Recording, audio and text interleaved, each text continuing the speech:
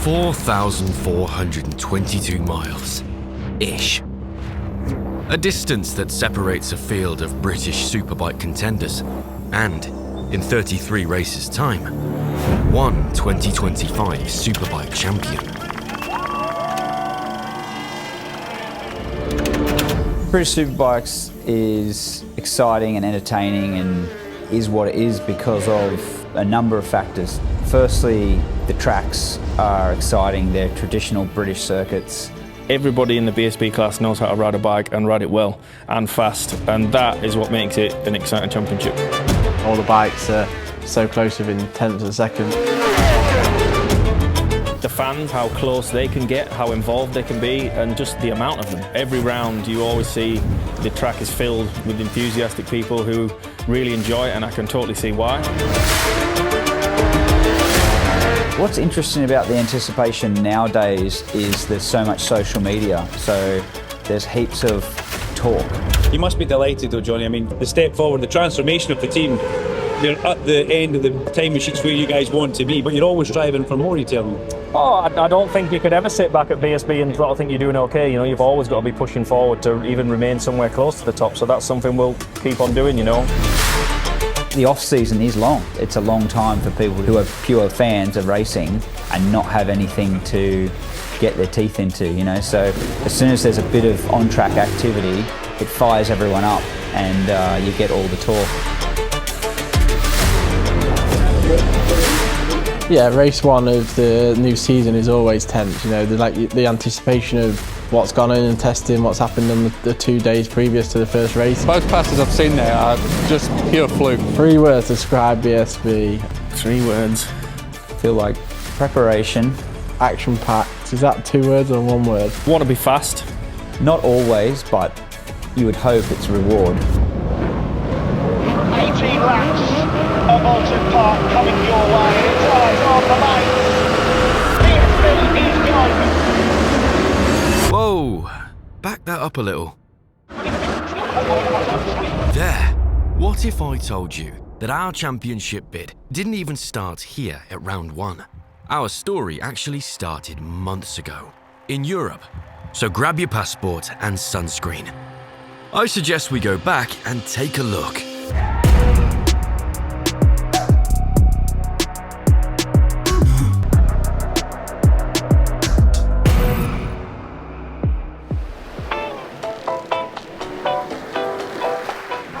España. Known for its winter sun, beautiful beaches and perfect racetracks. A fitting place to start at... Hold up. How did we end up in the Isle of Man? Did you use the wrong memory card? Let's try again, shall we?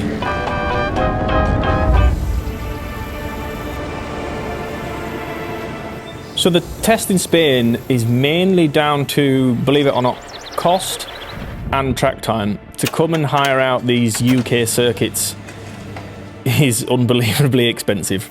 And again, the biggest factor is weather. You know, you want to go somewhere and be guaranteed a bit of sun and track time. You don't want to be sort of sat around waiting for it to dry till dinner time and get a couple of laps in before it gets dark at 4. It's not viable.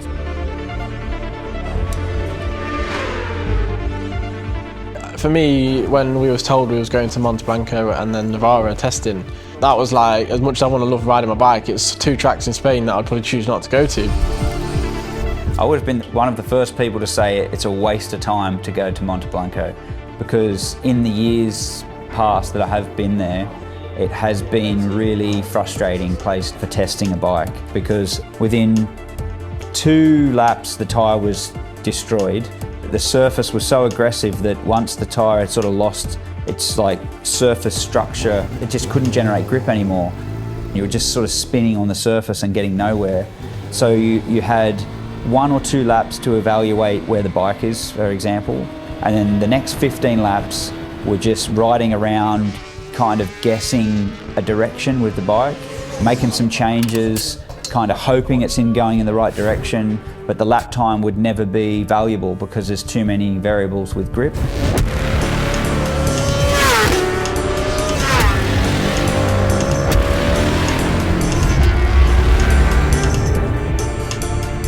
We were pleasantly surprised when we went back this year and the track had been resurfaced.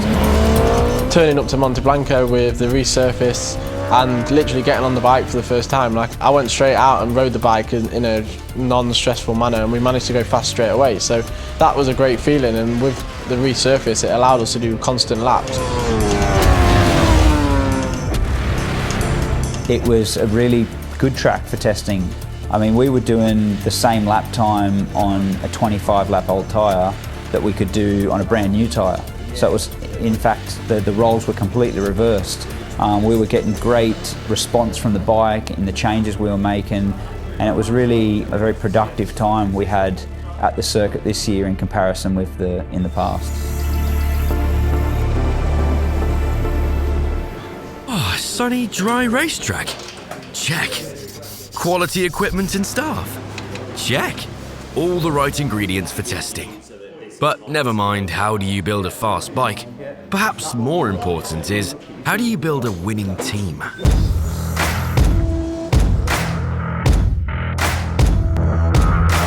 I think on that basis, yeah, it is the chicken and the egg situation. You look at some of the riders that have switched teams that are doing quite well. Those teams have numerous years of data for that manufacturer. I'm not going to say it's easy, because motorcycle racing isn't easy, but they've got that to rely on, to fall back on if there's a certain situation that isn't going quite well. When you switch a manufacturer and riders, you start from scratch. Moving teams and joining new teams and getting to know new people can be tricky at times, but I think as a rider you develop a starter pack. You've probably been in this scenario before, but with a different team, or it might not have been as good team, or it might be a better team. So you've got yourself a little starter pack that you know how to kind of just approach the situation. Obviously getting to know the crew chief really is the main goal, to get the bike and you working great, because obviously communication there is really key. It's not something that you can control. It's almost like you've got to just be patient with it. Like if I went into the start of the season, it wouldn't matter how much I wanted it, or how eager or keen or much pressure, or it wouldn't matter what energy I brought to the team. There's too many people for me to have enough of an effect. So it's almost like it has to be a natural growth with everybody in the group. So it's sort of like a little pyramid that builds itself, and you've got to wait for that foundation to be built for then the next row to get done. If you start trying to build the top point of the pyramid before the base is set up, it's going to fall apart. Your work's going to be wasted.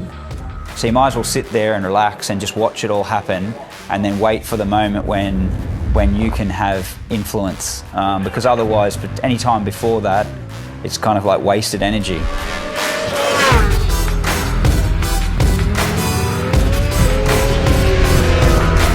Both lads aren't stupid. They know what a good bike feels like underneath them. And it's basically just finding your base setup. So this is where the bike's in a good working place. So when you leave winter testing, you're at a point of you hit the ground running. You're not having to try big things in the first race meetings. Yeah, so just a good package overall. So the rider's confident, we're confident, everybody's happy.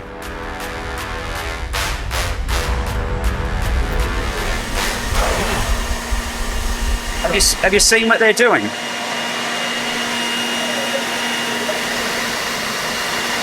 Like, surely there's not that many leaves in there.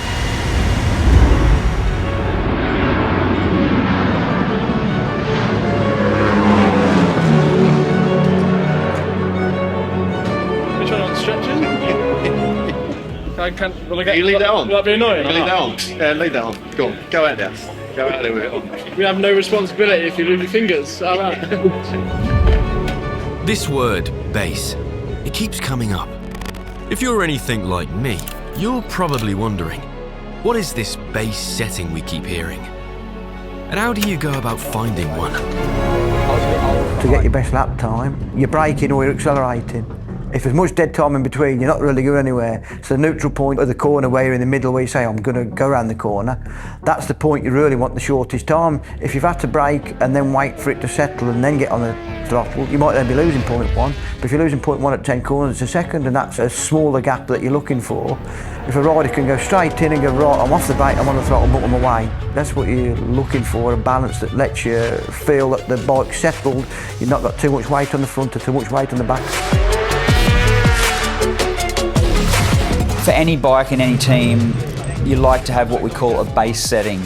Once you sort of get the bike working in what we call in a window, so some bikes will work in a big window, so like if you've got way too much preload on or way too less preload on, the bike will still operate to quite a high lap time and standard, even if you're quite a long way out of, let's say, the sweet spot.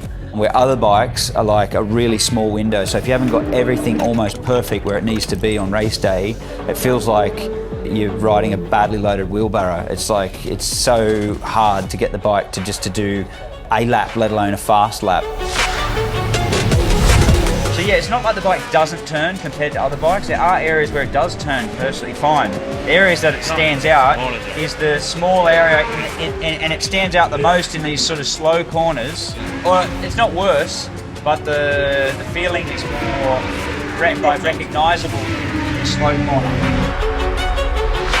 Yeah, for me, I feel like I have a base setting that I like a bike to feel. Like, obviously all the bikes to look at are flat on the ground, 2 wheels, suspension, but for me, I have a feeling of a bike that I love, whether it's a Honda, Kawasaki, BMW. So for me, the first sort of 10, 15 laps, as much as I'm not trying to rush into things, I will aim to move the bike in a direction that makes it comfy for me to ride and give me confidence.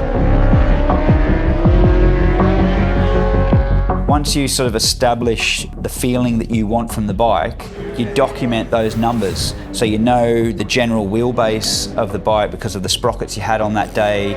You know the spring rates, what the front spring is, what the rear spring is, when the bike was working well and you were comfortable and the bike was predictable and it wouldn't wear the tyre out quickly, it wouldn't be nervous and shake its head. It did kind of generally all the things you want a motorbike to do.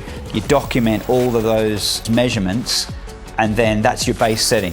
So when you go to another track and you've got to change the gearing, or you have to change the springs because it's more heavily loaded circuit, because you've got that base setting, it allows you to make other changes that are circuit or weather specific, and you can bring the bike back into that window where you knew that it worked well during testing. So, we're a few miles and a couple of countries closer to our end goal. The first race of the season is upon us. The time for fettling is over.